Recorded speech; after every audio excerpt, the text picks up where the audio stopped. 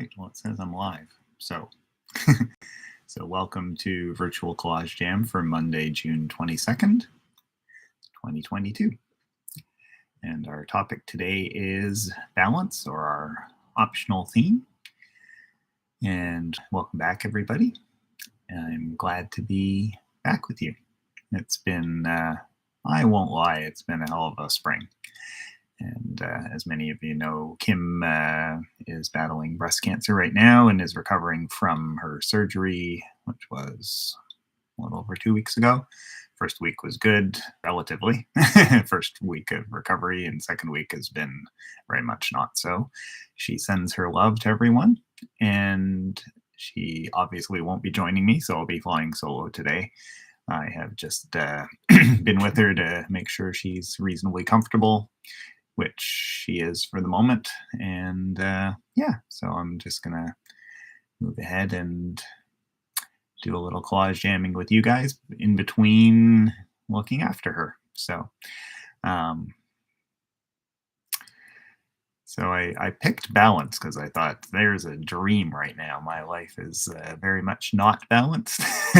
And so I think my approach to balance as far as collage goes this time will be strictly from a compositional point of view rather than any sort of a aspirational life thing going on, because I just can't imagine being balanced right now. So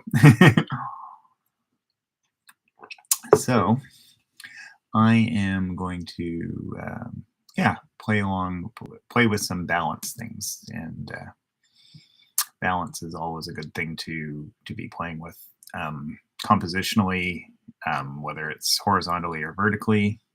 Things can be top heavy, bottom heavy, side heavy, and I think something that artists like to play with, if you've been around the block a time or two, is the idea of a sort of a dynamic balance. That, you know, if you have one big simple thing over here but a few smaller complex things, that gives you this kind of interesting balance. They're not the same, but they do sort of weigh evenly with how we perceive them. And Val has joined us. Hey Val, how are you? Long time no chat to you or anyone else on Collage Jam. So glad to have you back. You may have missed that I was just catching everyone up on how Kim was doing, but she sends her love to everybody, and she won't be joining us. Hey, Rebecca. Yay. Yeah, and I hope you guys are going to have some ideas for playing with balance in your collages. And if you hadn't joined me, I was just saying that my life is so far out of balance that I'm not going to even try any sort of therapeutic attempt at balance other than maybe compositional. But let me know in the chat, guys, what if you're engaging with the theme, and B, if so, what your plan is, or if you have a plan. I'm just going to start throwing things down and play with the idea of balance on a very intuitive sort of level. Hey, Cheryl. Hey. Thank you. Cheryl says, you've got this. Stay strong. It definitely has been a roller coaster, and life is very much up and down. There have definitely been some real high points in terms of love and connection, and there have definitely been some challenging points. I know I've come up short a few times in the caregiver role, which I think is to be expected. But yeah, it's never feels good when you sort of underachieve in that regard, because it matters so much in this kind of circumstance. So yeah. So I had asked a minute ago about plans for composition or playing with balance, and Rebecca says, no plan, eating a late lunch first, then I'll see what happens. Awesome. Yay. What's for lunch? I just had a quick first lunch. I'll have first lunch before jamming, and then second lunch after. So ate my omelet from this morning and some rice. So not very exciting, but fulfills the requirements, right? but always happy to have my trusty coffee. The caffeine is my source of creativity, I think. Yeah, Rebecca says lunch is Beyond Burger. Awesome. Then some fresh strawberries. Oh, and the strawberries, awesome. They're great right now. We just got our first quart of local berries, and you know, we now have strawberries year round from so many places, or virtually year round. But it's nothing like when they're actually local and they're in season. There's just no comparison, right? So yeah. Hey Ricky, welcome along. Yeah, nice to have you here. Yeah, I am hanging in. I'm a little rough around the edges, I'm not gonna lie. but I am hanging in. And from Ricky to Gerda, and I know you guys know each other. That's awesome. Hello, Gerda. Thanks for joining us. Gerda says, "Good to see you again, Cal, and hear that Kim is with you." Actually, she's not with us on the call, but she's on the broadcast on the jam, but she is hanging in there. Yeah. Underachieving is the new norm, she says. Balance is the watchword of the timer. So is creativity of the time. Yes, absolutely. And Gerda, please pass along my best regards to Slade, and I hope his recovery is going well. Gerda's hubby had a nasty fall on the ice with several broken bones, the poor guy. So, and he's a dancer to boot. So that's never happy. I mean, it's never happy for any of us, but if you are used to being physically adept and expressing yourself physically, then it's a double whammy. And so, yeah, sending my best wishes for a continued good recovery. Rebecca says, just got back from farm market with a whole flat of strawberries. Oh, so you're going to do some freezing? I bet. Yeah, no, Kim and I were reminiscing just this morning about, we haven't done it in several years, but we did once go out to a U-pick and picked pounds and pounds of strawberries, and then came home and did a wash, hull and freeze marathon, but we ate delicious strawberries for most of the year after that. So yeah. Hey Anne, welcome along. Yeah. Oh, it is good to be back, isn't it? Yeah. And it's good to be frankly, in the bosom of my collage family. I really appreciate it, guys. It's nice to see you showing up in the comments. You have no idea. Rebecca says, if I don't eat them all first. Yeah, for sure. But there are worse things, right? Hopefully you don't, hopefully they're low in nickel. And also, I know some people get hives if they eat too many of them, but I think that's something I'd be willing to risk. So I'm going to switch our camera to the overhead. So the screen is going to go black temporarily. Don't worry. Don't adjust your set. I'm just going to set the camera there, and I'm just going to flip the lid down while I move it so I don't make you too seasick. But I'll be back with you in just a second. And we'll get this set to jet. Oh, my tripod doesn't want to stand. That's never good. I think that's all right. There we go. All right. So I'm not in our usual dining table in front of the fireplace setup. I'm in my own studio, which allows me to sort of close the door so that I'm not disturbing Kim, and I already have my stuff here, so that's also great. That means I don't have to truck it out there and truck it back. So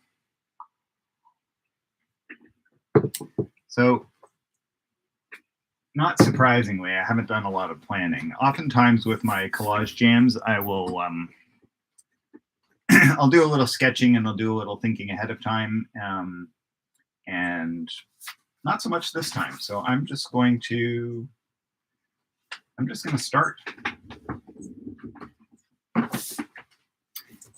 And for those of you who joined me joined us a little later, I mentioned that I'm going to approach balance from a strictly compositional point of view today. So I will be just playing some games with interesting, hopefully interesting. I mean, maybe they'll only be interesting to me, but just start making some compositions and then start thinking about how they balance, why they balance. Maybe too much balance is boring, and not enough balance is really off-putting. So I think balance is something a lot of artists strive for, sort of a happy medium of yes, it's balanced, but it's not so balanced that it's static or boring, but it's not so way out there that it's crazy. So so I think that's sort of where that's the place in which I'm gonna start the sort of the mental place anyway.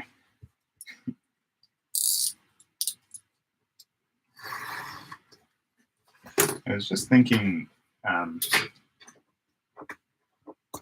couple of days ago how much I enjoy playing with both with the combination of sort of flat color and photographic elements. I mean, everyone's a little different in terms of what draws them to make art, make collage, how they do it. And I've just noticed that some of my favorite collages have that, and that I tend to do that a lot. So, and I think that stems, at least in part, from my graphic design background. So I did a lot of work as a graphic designer, and I learned sort of using flat color shapes, painting things with gouache in high school, and then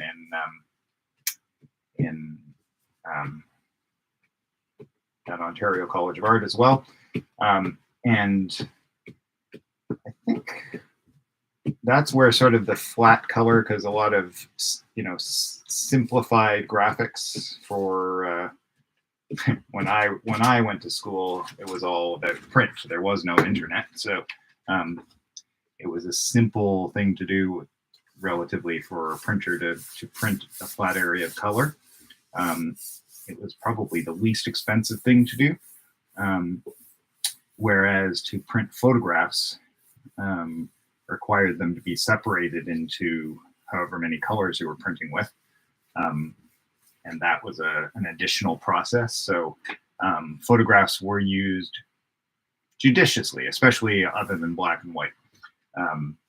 And so I think that's still in my thinking DNA. Is I've sort of grown up with it's a formative aesthetic, the idea of like sort of quiet, flat color, and then animated with other things.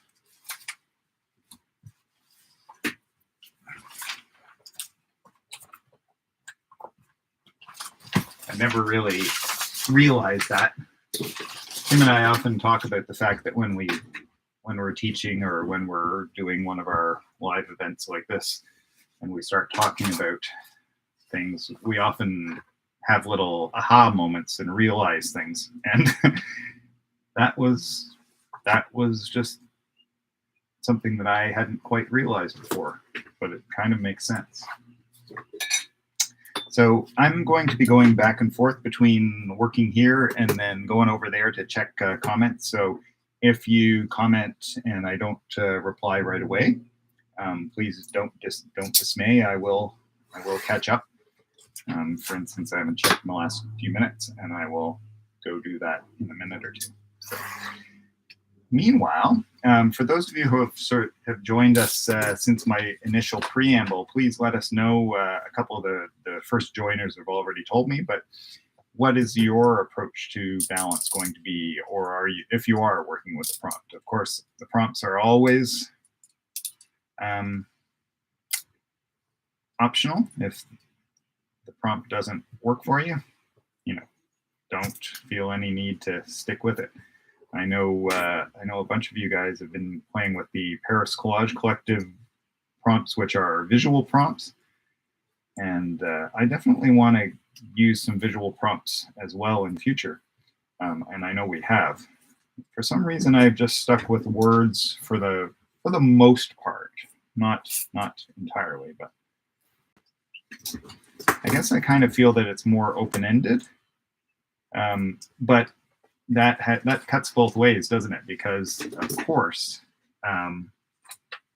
being open-ended means it can be harder to get started, and visuals and words are very different animals, aren't they?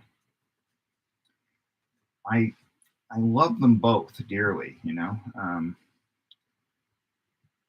words are a bear to work with, frankly.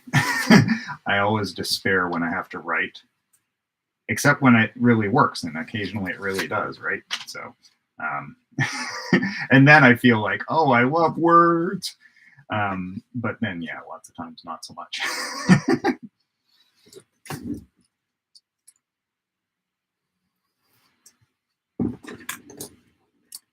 All right, just going to get caught up with the chat. And hello, Nellie. Good to have you along. Yeah, it's great to have you back. And Philippa, hello. Welcome along.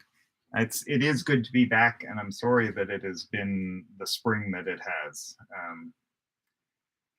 I really, it's just been a bear this spring, and I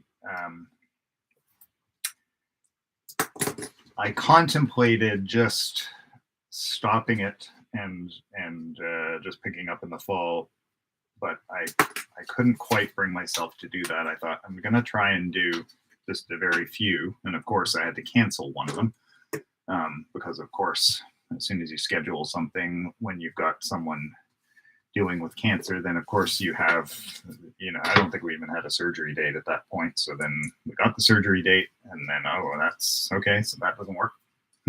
So definitely getting used to plan Bs, which is not, it's just the nature of the beast, right? So yeah, I just wanted to have at least, I thought there'd be 3, but at least a couple before we broke for the summer. So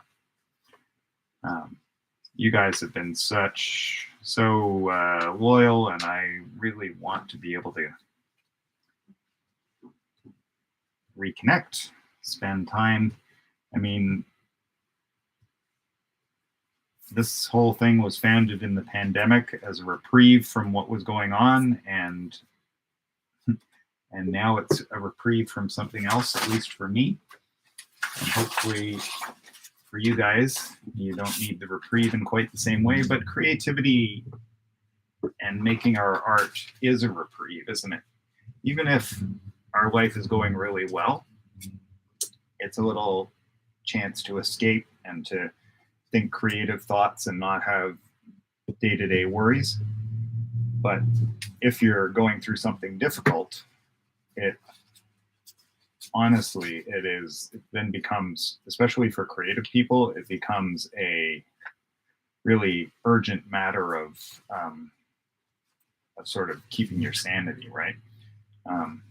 So, and I think that I'm kind of falling in that category, frankly. You're not surprised.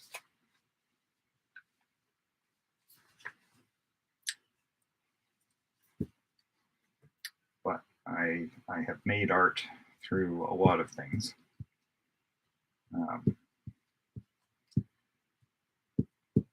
And I hope to continue to do so.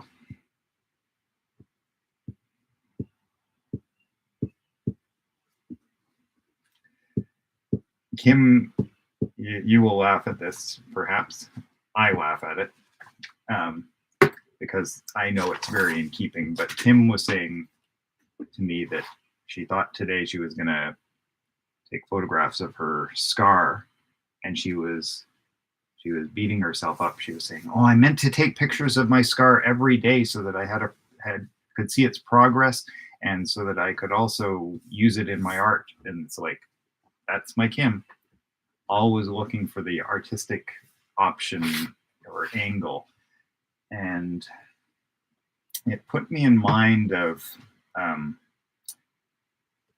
an artist that I really admired, still do admire, but she has since passed, and that was Susanna Heller, who's I think she's was a Canadian, but lived in New York, and we saw her work at Olga Corper Gallery here in Toronto. But she would do these massive scale paintings, sometimes intimately scaled paintings, but these very expressive, crazy, dynamic paintings oftentimes of cities. She was very much an urban creature. And so the paintings that come to mind of her work are of sprawling New York, but she also she got permission to get way up high in like rafters area of Union Station when it was, or sorry, not Union, Grand Central, New York, while they were renovating it, and draw and paint from up there. But anyway, the reason I'm mentioning her is, you know, she had all these sort of urban bodies of work, and then there was a body of work that was sketches and paintings from when her husband had an extended stay in hospital as a result of, I think he lost his leg to that necrotizing fasciitis. Awful, like terrifying. But it's certain artists just like, well, this is what's happening in my life, and this is what I want, what my art will be about, you know? And so she did that. She did all these drawings and then paintings from that experience. And I remember some very poignant, like this sort of person sort of vestigially in a bed, but then surrounded with all the medical technology that is a modern hospital room.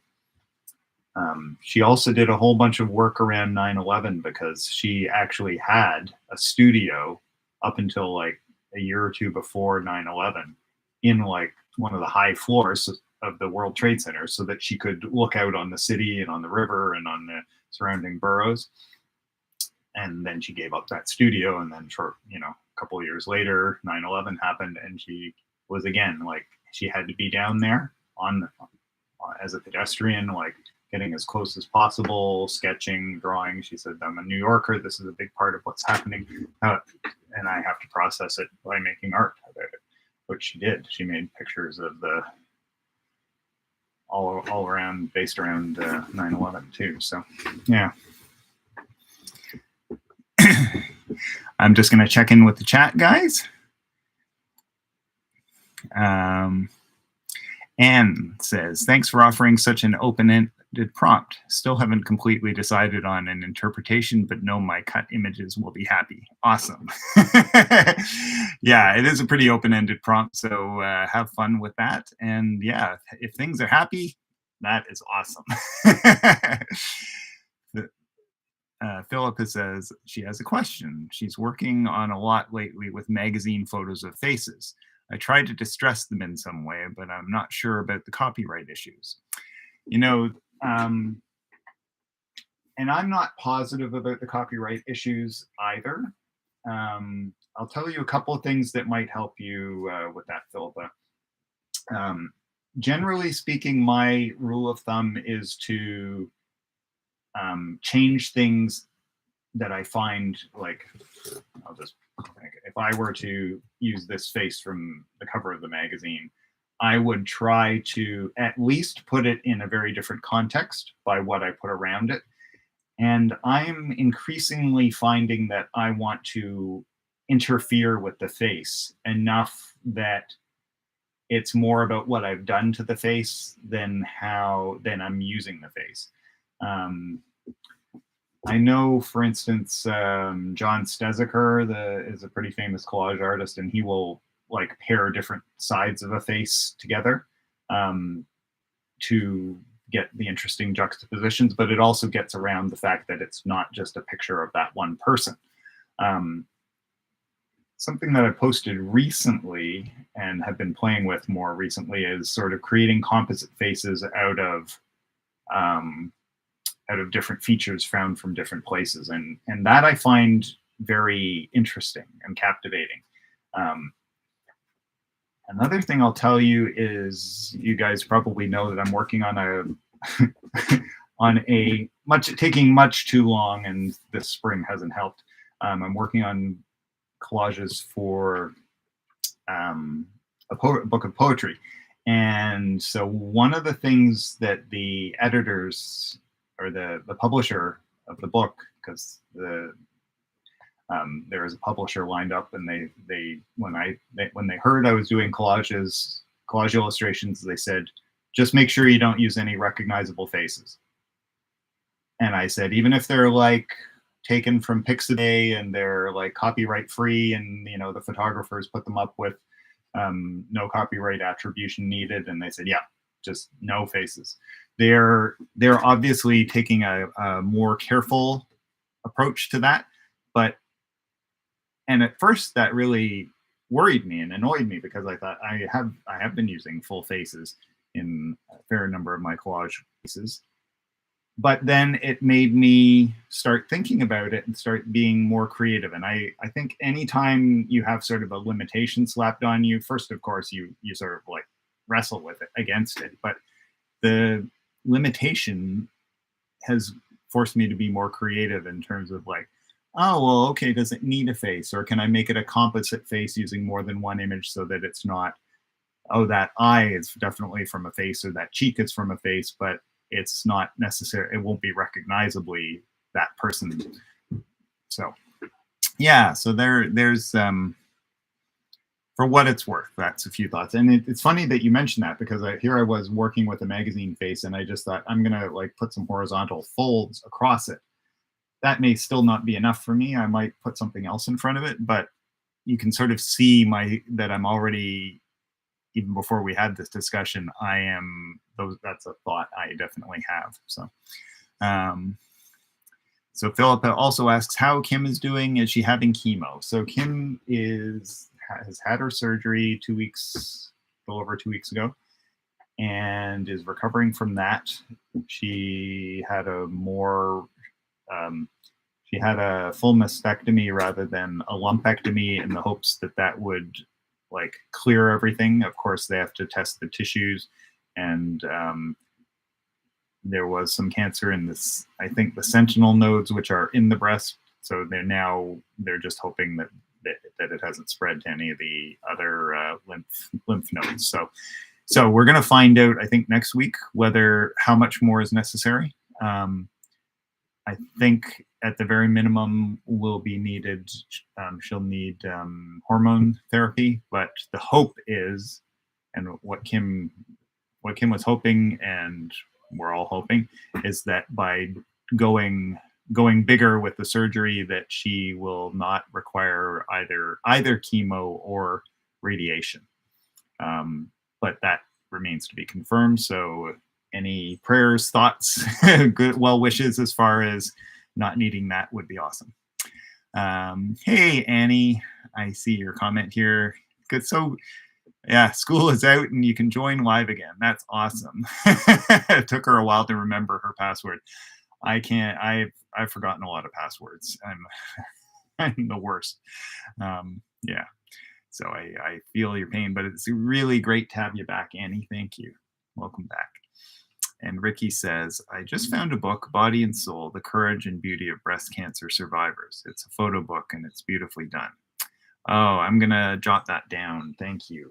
Because, yeah, there's definitely beauty out of these things. And I'm just going to jot that down. And Philippa says, thanks. I'm doing some of what you're saying. This is helpful. Oh, good. Yeah. I think that really a lot of it doesn't really matter with it doesn't matter at all with personal art, but once you start exhibiting it, and if it's just like a little it's a local show that probably not very many people will see, it's not such a big deal. But if it's out on the internet and it starts getting really, people get interested in it, then maybe, you have to be aware of anything you're going to have for sale or that's going to be sort of more widely visible. So I think it just behooves us to be more proactively creative with our collage materials. Yeah. Philip says, Engo's sister had a double mastectomy a few years ago and is fine as well. And so did a friend of mine who is also fine. That is so good to hear. One of the things that Kim has been so grateful for is, sadly, friends who have gone through this before, but have been a real source of both inspiration and information, and also they've just been like so generous with their support.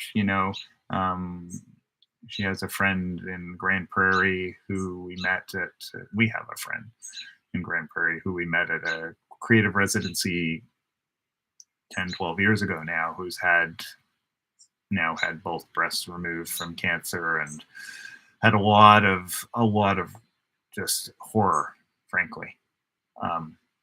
And she has been so generous with her, call me anytime. She's texted with Kim repeatedly. She's given her support groups. It's sort of the silver lining is how beautiful people have been about it. And, I count you guys among them. Like, I think, most of you guys have sent, when I sent out the note to my list, the virtual collage jam list, so many beautiful messages came back. And, I gathered them up and I read them to Kim, and it just, we were both like crying our way through it because it's so, I sometimes cry when things are hard, and things have been. But frankly, I cry more at acts of kindness, and we've had huge numbers of acts of kindness, and it's, that has been very affirming to just to feel that, because I kind of, call me a pessimist, but I kind of expect life to be tough. But when someone is so kind to you, it just, I don't know, it hits me harder almost than the hard stuff. So yeah, thank you, everyone. Ruth, hello. She says, just popping in to say hi and to check how Kim is doing. Yes, so I've just been catching people up. I hope you had popped on in time for that. But yes, she's the drive-by for those of you who are, I will give her a big hug, Philippa, for sure. The drive-by is she was doing better the first week. I think, frankly, the anesthetic had not fully worn off, and she's had a rough second week. We went for a walk out in the gorgeous weather this weekend. We went out for a walk on Saturday, and it was arguably the best day of the year. It's beautifully sunny, gently warm, breezy. And yeah, we walked maybe several hundred meters with park benches along the way, and she walked extremely slowly in my arm, and she found it very hard to realize how difficult it was. So did I, but it's still, it was good. It was good to be outside. We between a couple of years of COVID and now this, Kim has not seen outside and sniffed the fresh air very much. So And in fact, even then, when we were doing it, it was usually because of some family crisis that we had to go somewhere, right? So,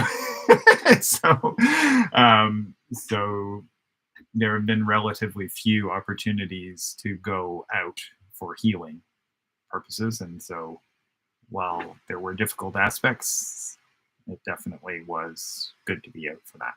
So.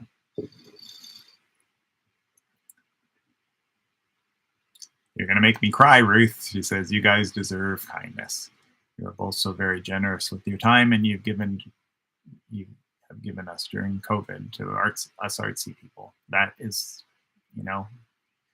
what goes around comes around, and frankly, I want to support everyone, and it's coming back to us, so we're stronger together, right, guys? So, yeah, thank you. Thank you, Nellie.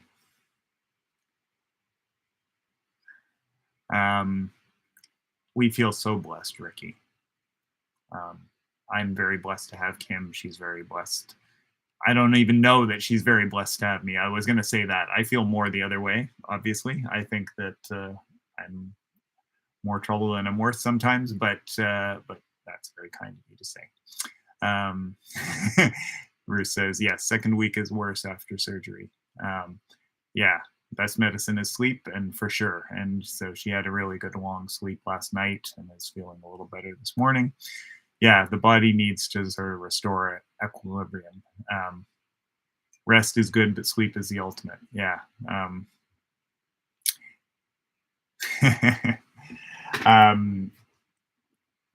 She can only sleep on the one side, so she gets a little irritated, understandably, because she can't she can't flip sides. She only sleeps so well on her back, and so she's moving between her back and one side, right? So it sort of reduced the number of options. So yeah.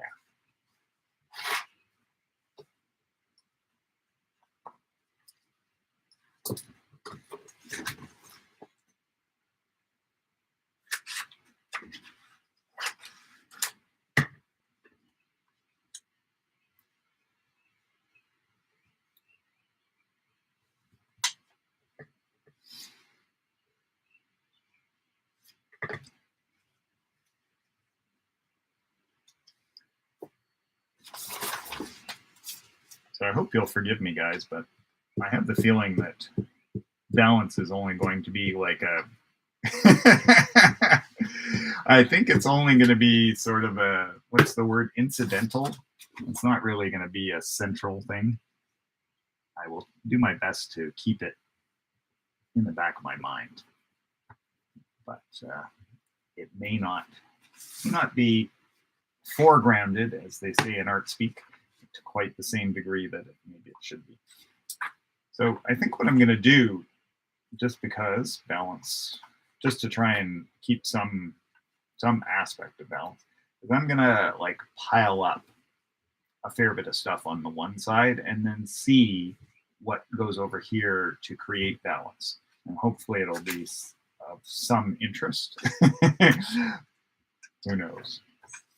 I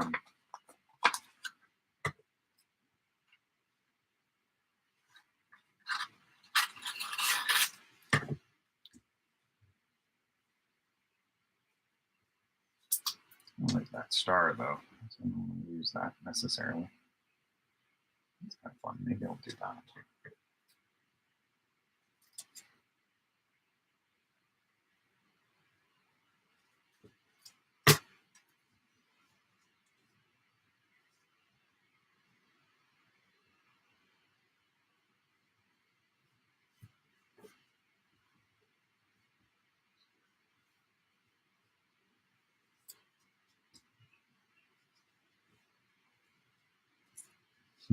That's kind of fun.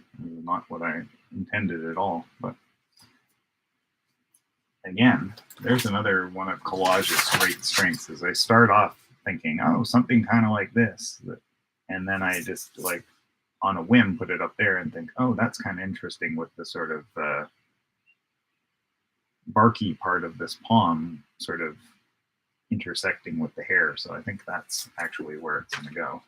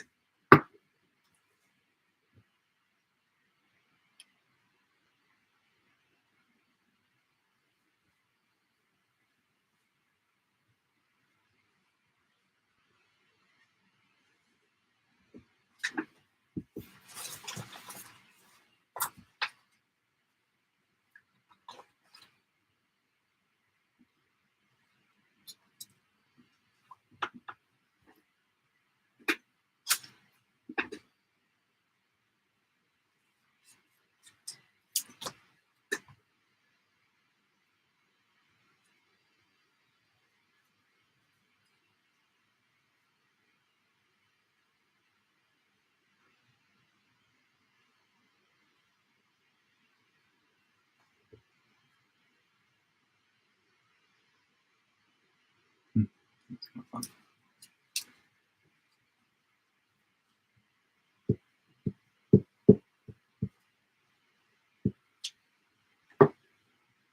I wanted a little more yellow, and I thought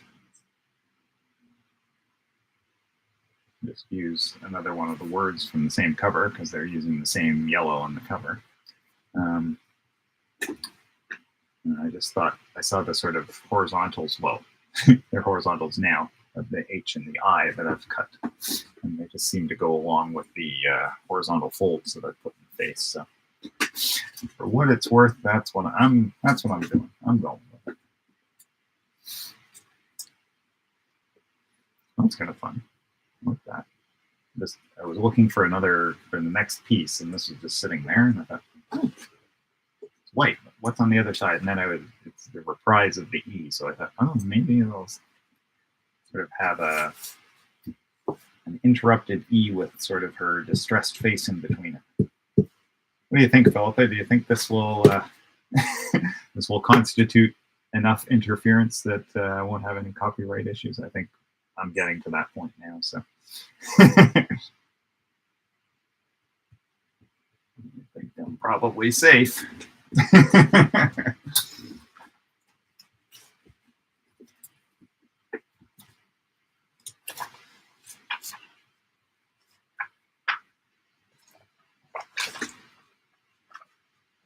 Wow. Use that for something else.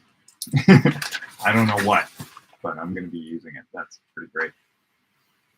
Sometimes I'll just find something that is not what I'm going to be using for this particular piece, but that is definitely going straight to my black and white neutrals drawer, and that's going to come in handy. I just don't know for what yet.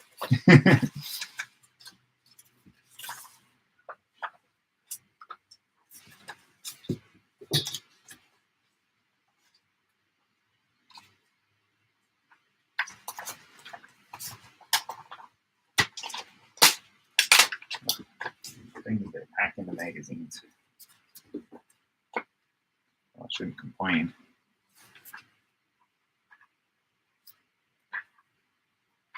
I should not complain. If they've got a magazine at all, it's good that they've got one. This one's from 2013, I think, which is why it's thicker than than they are now.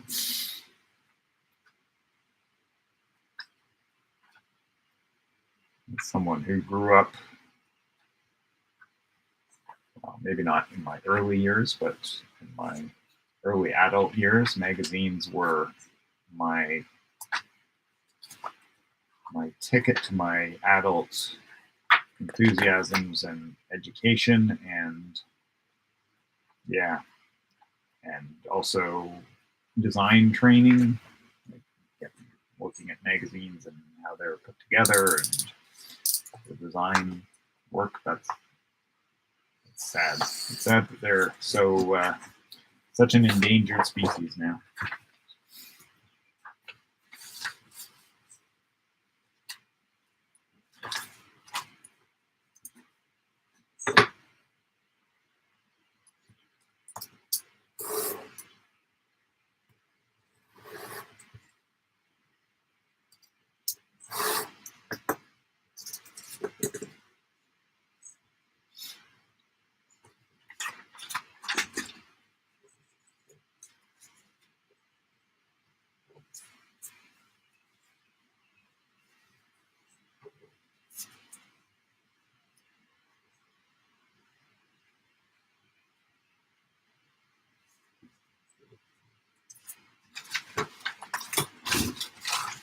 Forgive me if I fall silent upon occasion while I'm figuring stuff out. Like I can figure stuff out. Kind of feel like that's a hopeless endeavor sometimes. While I ponder things, how about that?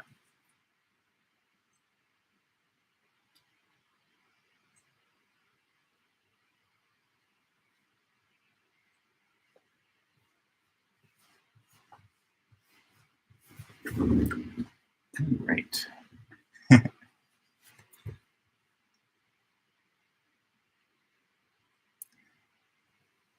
Oh, and Philippa, oh, yeah. Right, gotcha. You would say so? That looks distressed enough? Yeah, I think so. It may be so much that the face loses some of its power, but I'm just going to have to take that risk.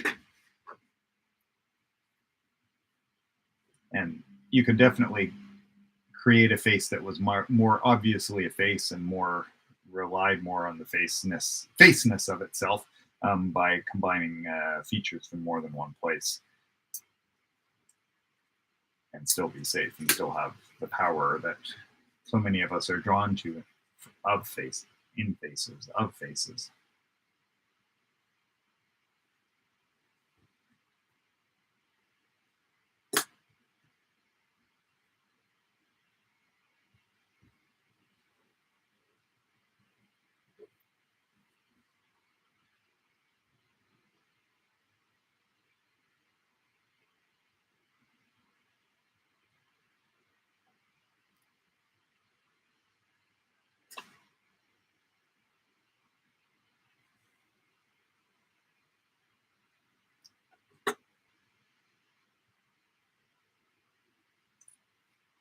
I just had this, again, just sort of idly laying things on to try things.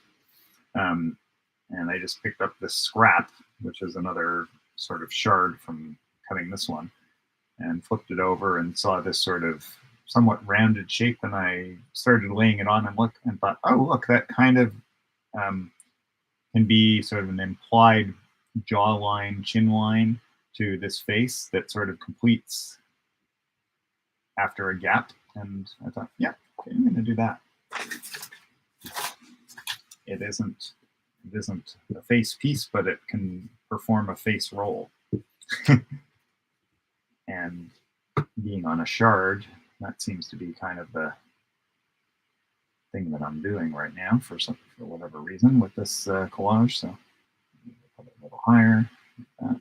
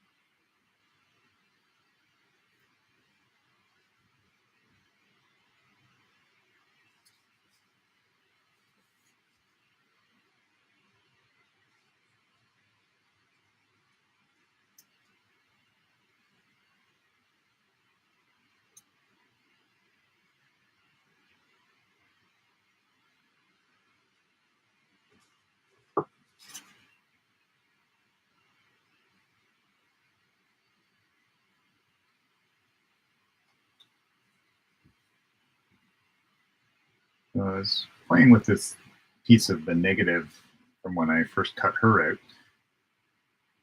and thinking that that was kind of neat, that it kind of cupped part of this area.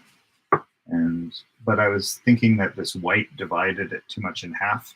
So I was taking this scrap piece of blue and laying it on there just to sort of take a quick drive-by look to see would it look less strong, which is something I think that I desire in this case, if the white weren't there. And I think it does. So having tried it that way, I will cut that white off and then see what I think.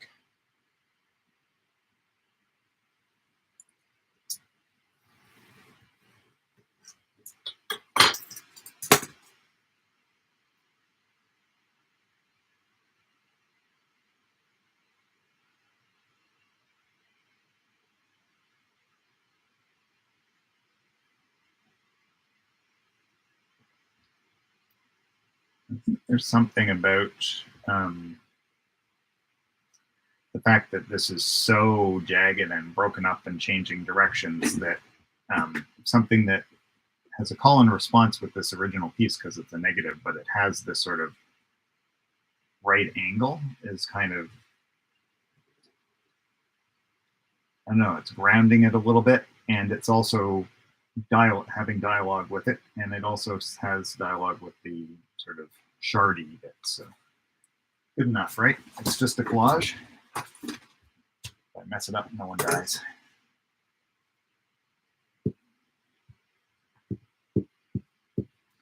It's paper, glue, and fun, right? So.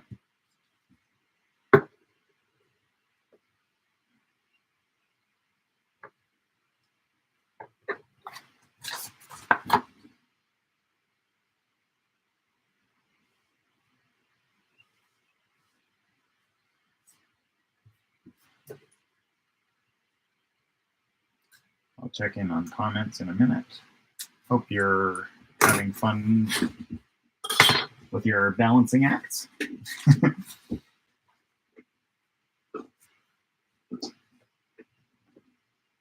This is actually, I mean, a lot of artists play with this idea of sort of stacking up one side and then having something much less busy on the other side.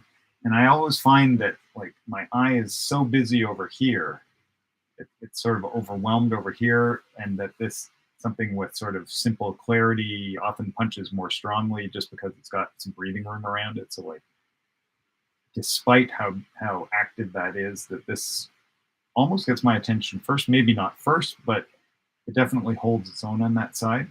So I'm gonna add a few more things to this side, but try and keep that sort of like lots going on over here and relatively little over here. I just have the feeling that a little bit of something over here is good, but a little bit more, that is. But what exactly, not sure yet.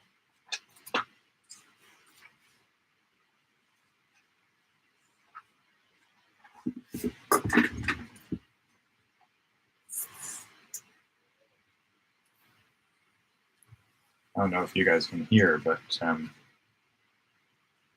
my studio has a resident mourning dove that I don't know if they're thinking about nesting just outside my window or whether they just like hanging out there, but they've certainly been vociferous.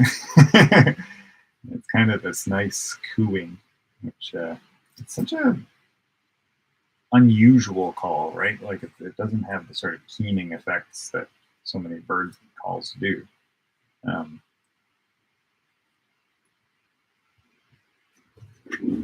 All right, let's check up on chat. Either my chat is stalled or you guys are just busy making, which is awesome. Not that it's stalled is awesome, but if it means that you're just busy creating, that's as it should be.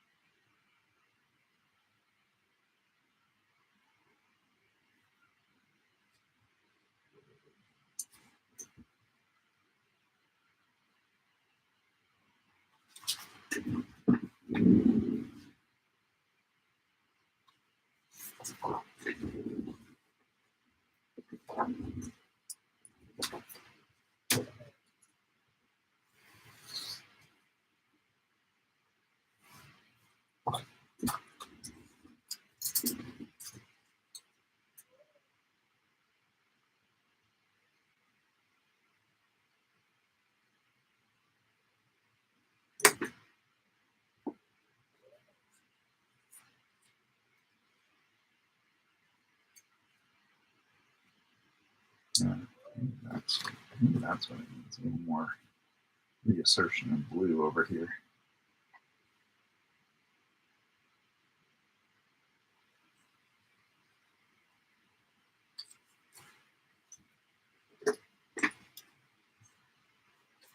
Go with that idea anyway for the moment. For the time being.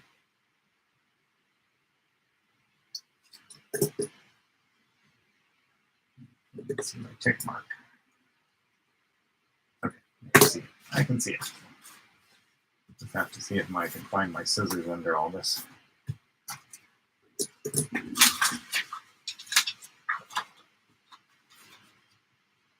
I brought some scissors in with me, so I just have to find where they got to.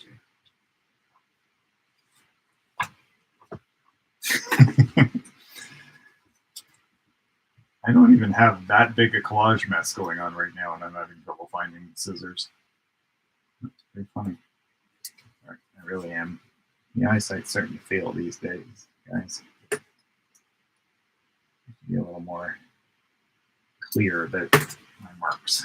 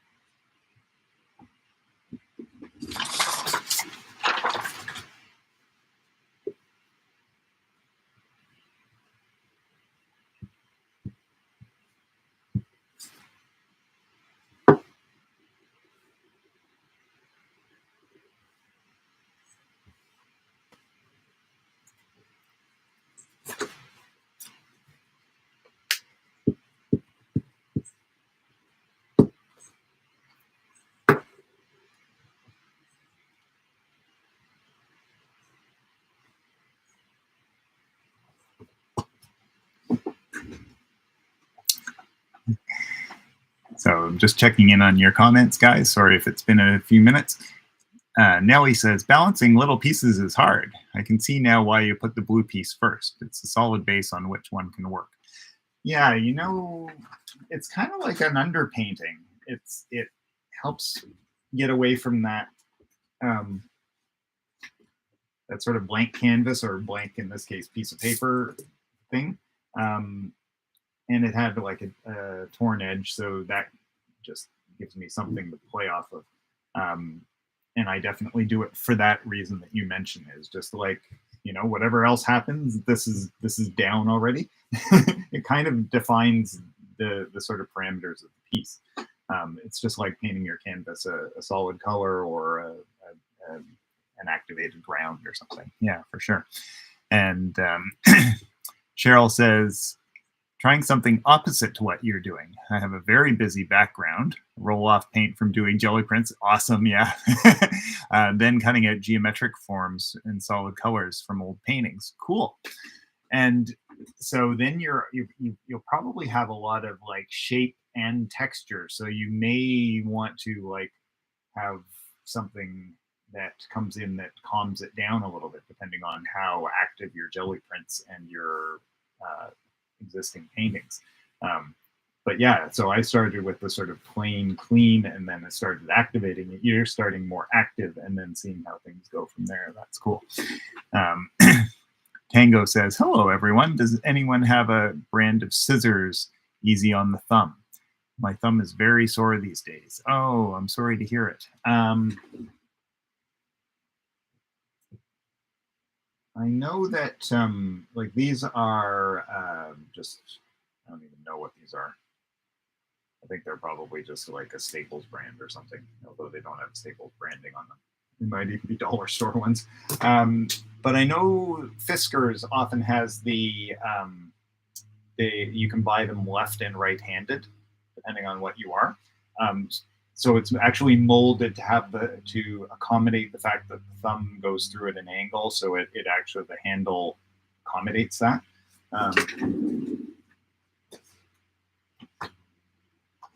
Yeah, I used to, for years, I had a pair of left-handed scissors that my mom bought me fairly early on, and they lasted forever, but the handles finally broke.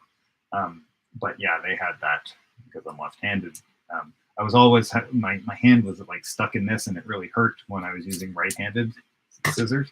But yeah, anything that's softer rather than metal, like these have a sort of gentle rubberiness, even though they're not hand specific, like handedness specific. But handedness, left-handed or right-handed, are probably your best bet, I would say. And the other thing is you want that action to not have like way too much resistance, especially if you've got like carpal tunnel syndrome or you have a sore thumb. You don't want to have to be pressing really, really hard. Like, it's one thing if you're cutting something thick and it's just the nature of cutting it, but you don't want like a simple cutting paper to be difficult. And if there's so much resistance, like a little resistance is actually good, right? Because it means that you can sort of stop or start, but too much resistance, that will also tire out your hand. So, for what it's worth. Now, forgive me, Tango, is that Mia? Is that you, Mia? I can't remember. Let me know. Or if it's someone else, I apologize. Val says her scissors are Westcott titanium non-stick, seem pretty comfortable. Yeah, and non-stick is great for working. Like if you're cutting something that you've glued already, right? It's got a little glue stick on it or whatever other kind of adhesive. That means cleaning them up is very easy. Cheryl says, sorry, Cal, I logged out by accident and didn't hear what you said about what I might want to do to calm the picture down. Could you please repeat that? Oh, no problem. I was just saying that, yeah, if you're working with stuff that already has a lot of activity, visual activity, you might want to bring in some calmer, like solid colors, or if your jelly prints already have a lot of pattern and texture, as do your paintings, right? Now, you can also, depending on your painting, you can also go looking for, oh, this old painting has like a really quiet area there. I'll cut some of that out and use that in. But I always like to have something to push against. So sometimes I will make like a really complex collage or painting, and intentionally, like I'm gonna like just pack everything in. And then I think, okay, now what do I want to keep of this, and what do I need to like cover over with something that calms it down, right? An exercise that I've done with my students in classes, it's more of a game than anything.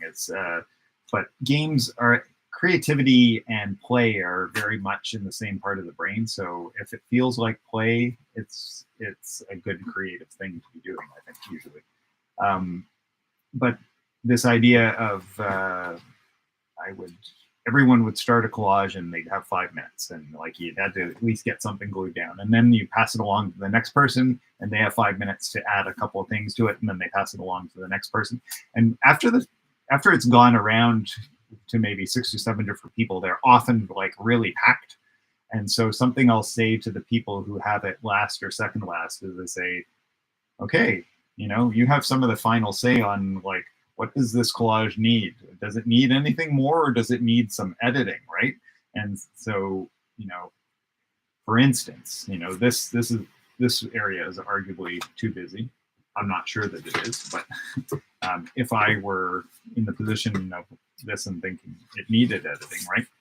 Like something like that, see how that suddenly immediately calms it down, because this is just, it's just calmer, right, than what's underneath. So, and that's something I love about collage. Like, yeah, of course, with paint, you can paint over things, but I can decide where I want to put it, right? Does it need it editing more like this? Does it need a smaller piece? Maybe it only needs partial editing. So maybe this edits it enough. It's still got some activity, but it's less active than what's there, right? So this idea of sort of adding or subtracting, like I'm obviously adding another piece of paper here, but I'm subtracting visual activity, right? So that can be really beneficial. That's kind of fun right there.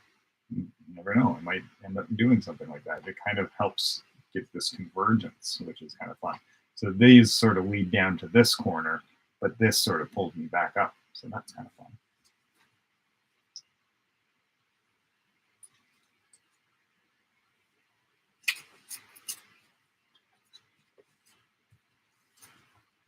But I think I'm going to put that one aside and start a new one. What's that a piece? Oh, there it is. Yeah, this is like I was doing a cropping exercise with some high school students where we collaged something onto a colored paper background and then cut it in an interesting way. And this is just an offcut from well, I can show you because it happens to be within reach of this collage. So this was basically a very simple exercise. Cut something out from a magazine that has negatives and then look at the negatives.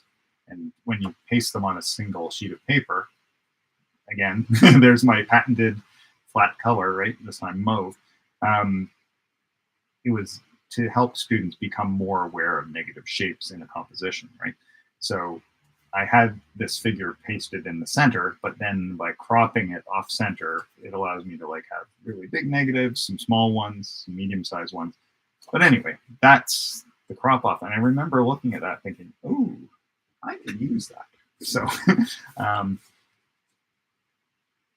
and just to Philippa's point, like that's a useful exercise, but I wouldn't want to, if this were a collage that I was, and I may continue this, I would definitely want to interfere with this because this is much more about the photographer's work and the model's work than it is about Kal's work, right? So, so this might become the beginning point for something rather than an end in and of itself.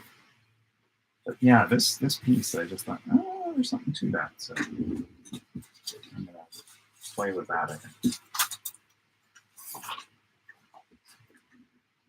I have my what is a fairly typical, I guess, male conditioned aversion to pink that I try to overcome, and I think this might be a good opportunity right here. So, just a question of whether I like to use that to do like a larger one or not.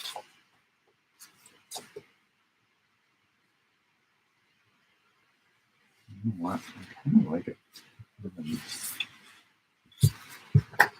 even more of the pink and less of that. So I'm going to cut that down a bit, I think.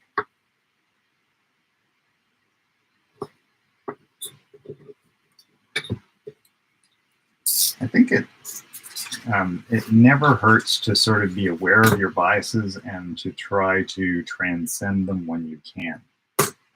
Obviously, some of our biases help us make the work that we make, right? Sometimes. So I will work with my biases, my preferences. Really, bias / preference, that's the two sides of the same coin, isn't it? So for sure, I have colors I like, I have shapes I like, I have methodologies I like, but I also like sort of taking note of that fact and sometimes working with them and sometimes working to defeat them. Because that surprises me. And I think anytime you can surprise yourself, that's really gold creative. That's creative gold. Because if it says we've always expected, it's the way we've always worked, it just, after a while, that just, there's no frisson of excitement, of novelty. So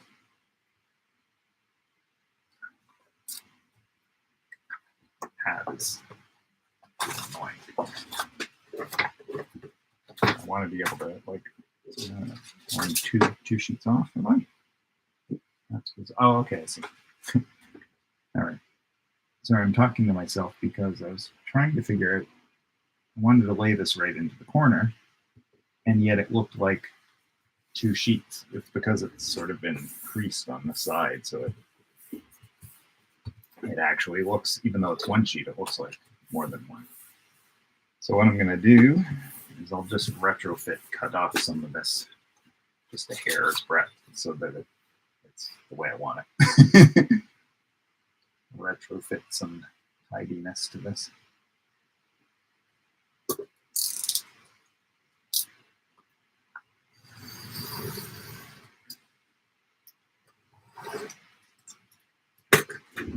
All better. Cut this side too. Not much, just a little.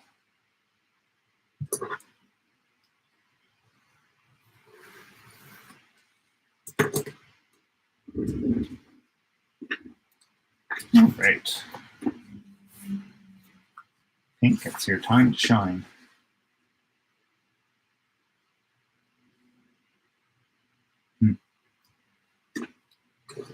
So I thought, oh, it wouldn't be cool if I could just like nest it into that shape. But in fact, my sort of L-shaped cutout in this mauve background isn't quite square. So if I line it up on one edge, it's got a little sliver on the other. So that is either I could cut my piece of pink to accommodate that, hopefully, or I could say, is there a way in which that's actually desirable to have that? Maybe I show a little more white.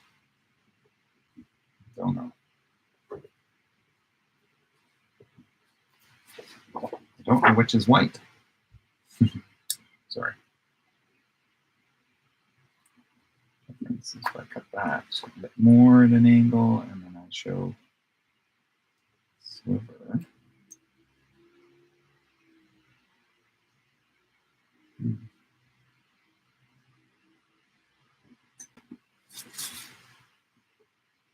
And who knows even what's going to go on top of this pink after all this.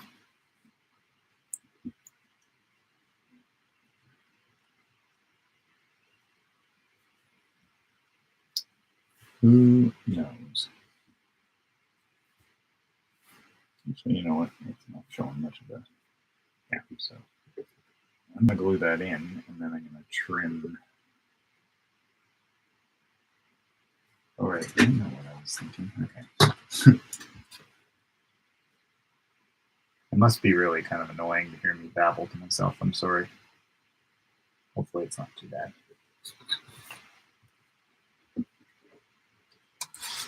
This font. That's probably over glorifying it. An instinct, maybe. Inch, one tick. One inch, one tick.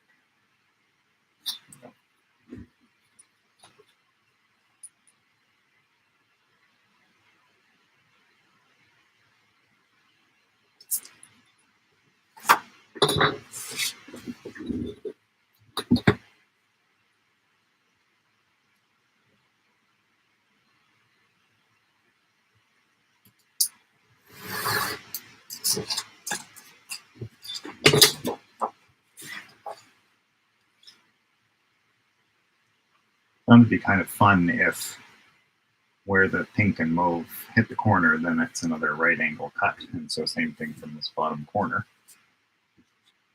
It seems to be becoming frayed. I better move that down a bit.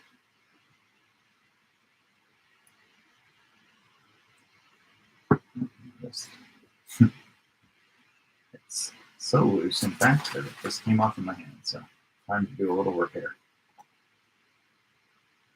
Speaking of little pieces, eh, Nelly?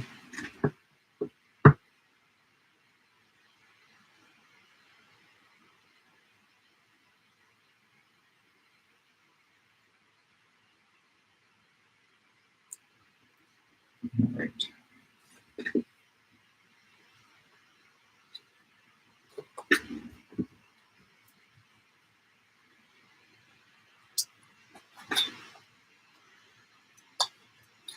I often will, rather than putting down my knife and reaching for a pencil, I'll often just make a tick mark with my knife because it just means that I don't have to change tools mid-stride.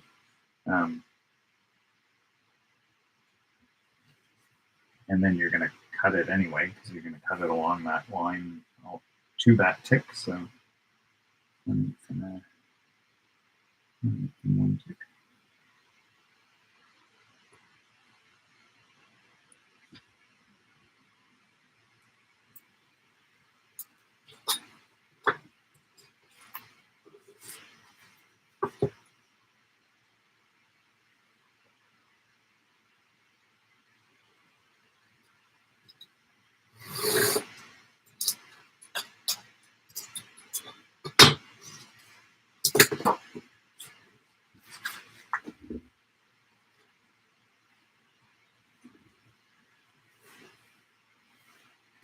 So I'm going to glue that in, and then I'll cut this piece off after the fact.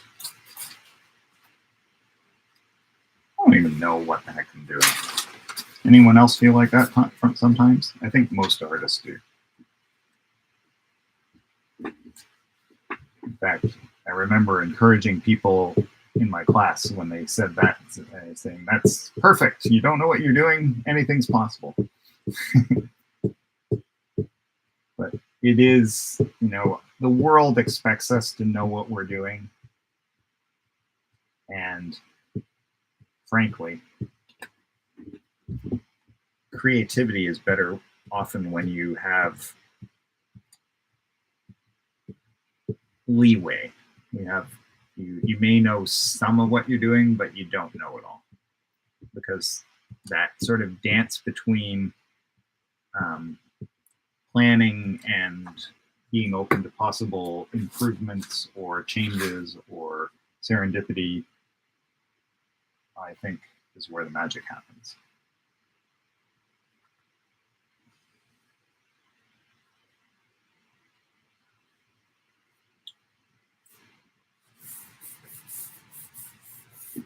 I'll check in with comments in just a minute, guys. Sorry if you commented like 10 minutes ago and I still haven't responded. could well be the case. I know. I'll be there in a minute, promise.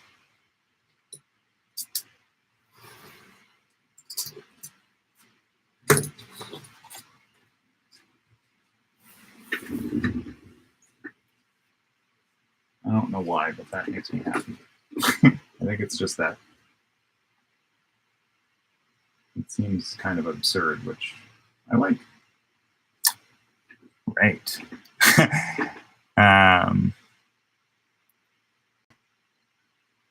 Hey, Annie. So she says, "Me too. I have a Westcott pair that is either right or left-handed. Scotch is similar and cheaper. Soft rubber handles." Yeah, but see, this is why it's really useful to have the hive mind, as Kim calls it. You know, you get more than one input. So, yeah. Love that idea of subtracting, Annie says. Thanks. Yeah, it's true, because you can just paste stuff over top, right? And calm things down. Yes, okay, Mia. I thought it was, but I wasn't positive.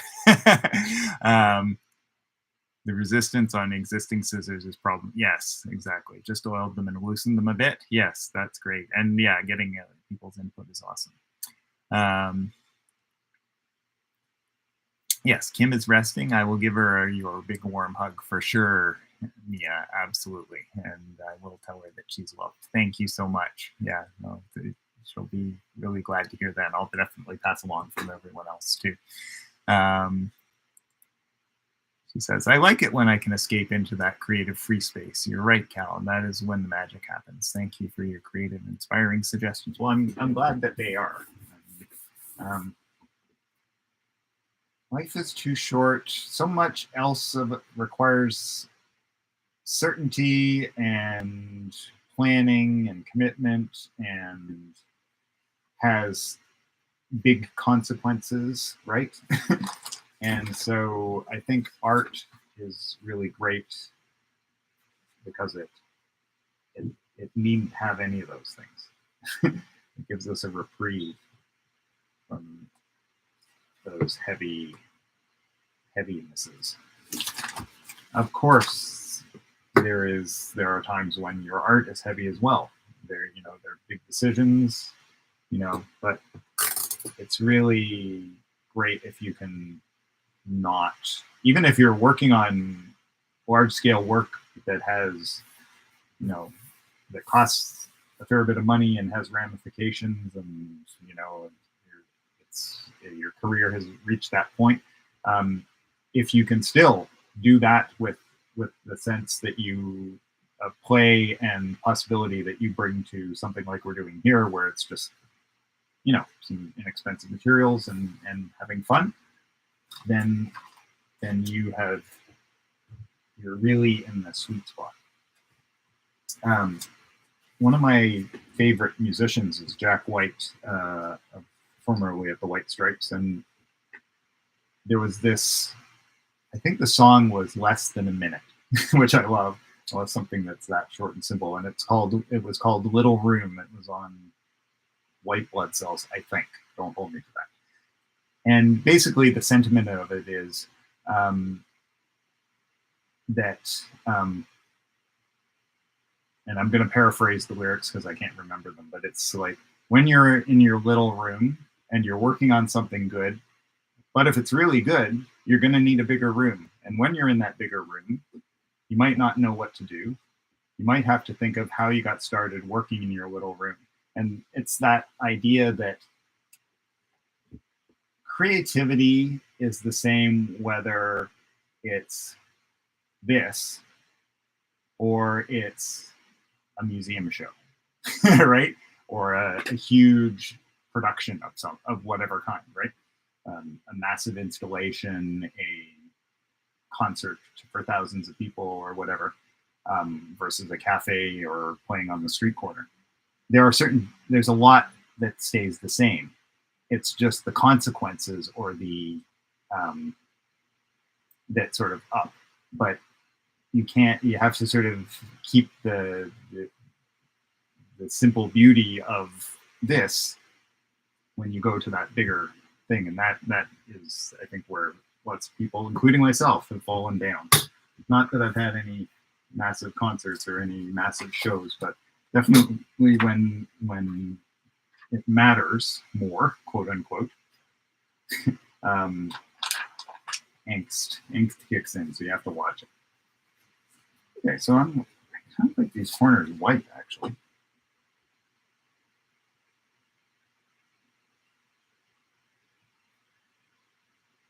I like the purity of it, and I like the sort of abstractness of this. I'm not even sure that people could figure out that those are limbs in the dress, which is kind of fun.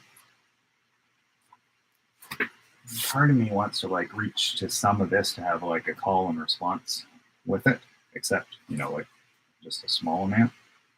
But I think maybe not. I think I have to look at something else. Of course, I can't remember which magazine that was from that I cut that out, but I was thinking, I wonder if there are other images from that shoot, which there might be. if I can find the magazine. It was one of these that's on my desk, so I should be able to find it. And just have something either in the white or the top of the pink. And see, again, there's that balance thing, right? Like I've got more going on down here, and I'm thinking about putting something over here, but I wonder if I put something up here, will it be too samey, right? But that's the beauty of collage. I can try something up there, and then if it doesn't work, I don't have to glue it down. So the first thing I'm going to do is just flip through my magazines on my desk and just see if I can see if that, I seem to recall it was a bunch of models shot in near darkness with black light.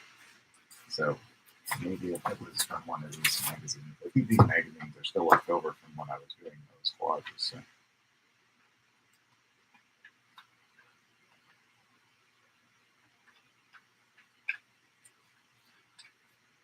There, see? No, it may only be, that's also from that shoot.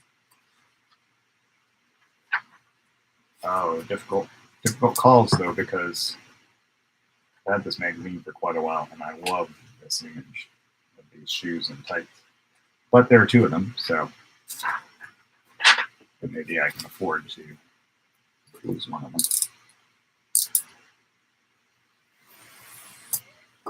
Of course, I could scan this first. I could. Might not, but I could.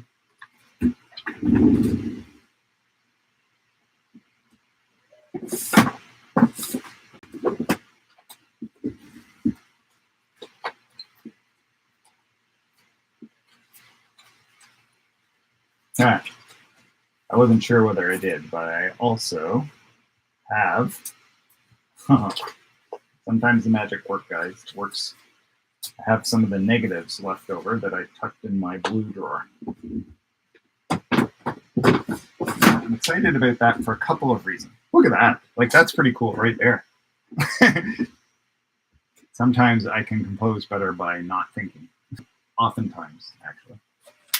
Anyway, I'm excited about this because these are the negatives from cutting her out. So they're not her, but they have a relationship to these pieces that are here. And so I have this feeling that that might be the kind of thing that I'm looking for. Because it's call and response. And if it was just another piece of a figure, it's talking the same language. But if it's a positive negative, and one's outside the pink and one's inside the pink, that's an interesting, I like anything that can do that, right? That has relationship but difference. And so I'm looking at that and thinking something like that might just be exactly what we're looking for, or what I'm looking for.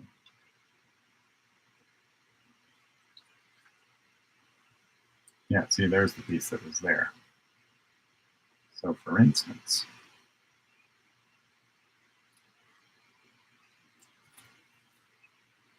I don't want to get too prescriptive, but for instance, something that might be interesting, and it's worth a try, is aligning this negative with the piece that, and then putting just the negative on the pink. And again, collage, my favorite thing is I can try it without committing to it, so I'm going to do that.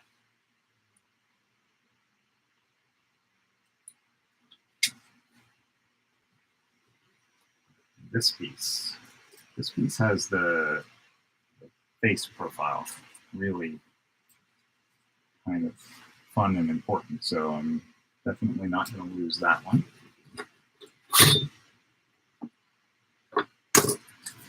And I can see that it's 3:30, guys, or just past, so if you have to head out right at the dot, completely understand. I'm going to stay on for at least a few more minutes, but thank you so much for joining us. If you do have to head out, I just want to stick with this for just another minute or two at least, and maybe a bit more, just to sort of see whether that is interesting.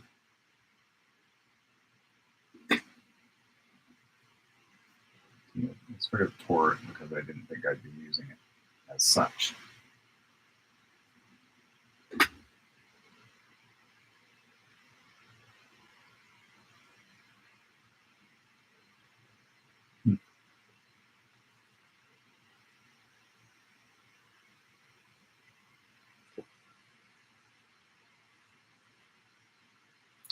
So I'm just looking at my negatives and seeing how they related. It's really important that I don't use all of them, I think, but it is curious to see how much I will use.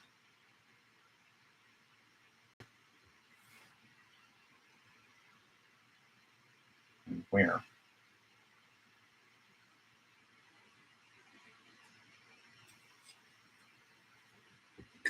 So if you've been following my Instagram at all, I don't know, 3 or 4 posts ago, I posted a piece that I really liked that was, it was really simple, but I also think it was profound in some ways, which was, it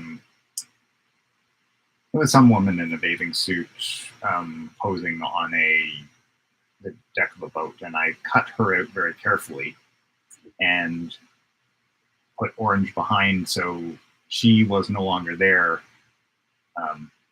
In fact, I think I only took out the skin parts, and so and her face, and so everything else remained, like the bathing suit and the boat and so on. And it was just her skin was this orange that I put underneath. But there's something really interesting about absence and presence about, and I feel like this is heading in that same direction. So I'm gonna give this some thought as far as how much, what happens with it. But currently, I'm really liking this, and I think it's sort of in that same vein, inadvertently. You know, I didn't think I was doing another in that series, but apparently I am. So, yeah, so, you know, telling too much, telling not enough. There's a balance somewhere, and I think sometimes a little less than you think is really where it fits best. So, or for me anyway. Like everyone's got different expectations, different rules they play by, etc. Like this seems a bit too spelled out, having that piece as well, but it might not be. It might not. So stay tuned. It will, some part of this is going to evolve in that way. So I'm going to put that aside, but I'm excited about that. And I'm gonna switch to sign off. So just again, don't be alarmed by the darkness. I'll be back in a second. I'm switching to that so that I can see you guys. Well, I can't see you guys, but you can see me.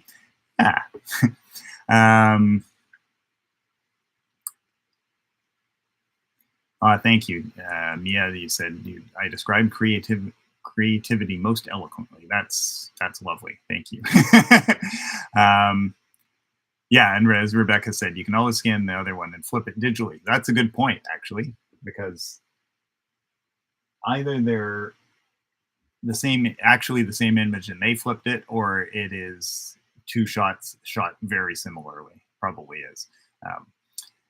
Annie says, love that shape on the pink. Yeah, me too. Missed all the creative fun for months. Yeah, must watch the replays. Oh, you're very welcome, Annie. Thank you. I'm glad you enjoyed it. I feel like I've had like a vacation from the heaviness of my life. And so I have you guys to thank for that. So thank you. Rebecca says, don't forget to click the like, everybody. Thank you, Rebecca, because that is true. The likes help other people find us, you know, on YouTube, which is always great. when we can introduce new collage artists to the fold. You're very welcome, Nellie. Thank you. And I will definitely pass along your love. And thank you, Val. Yes, I've missed it too. It really is good to be working together again. And so we'll be doing this again in 2 weeks, just for those of you who, and then I will take a summer break of some kind, and then we will come back stronger in the fall. So thank you, Mia. Clicked. Thank you, Ricky. Thanks, Val. Yes, I'll pass that along. Yes, I hope so too. I hope she's feeling better. Peace and love. Oh, thank you. Thank you, Cheryl. Cheryl says, thank you, Cal. This is the first time I've given myself to create. And, you know, I'm very bad at practicing what I preach, but I do know that the heavier life is, the more important is a little time to do this. And sometimes something like scrolling Instagram or binge watching Netflix and so on, that can be really good. But doing something that is actively creative with no expectation, no pressure, like taking the pressure right off yourself, it actually rebuilds us creative people, I think, more than that. So it all depends on the circumstances, right? So yeah. Thank you, Rebecca. I'll ultimately pass it along. And I'll just finish by saying I'm so grateful for this collage family. I really am. Thank you, guys. And I will pass along your love to Kim, and she sends it to you. And I do too. Thank you. See you in a couple of weeks.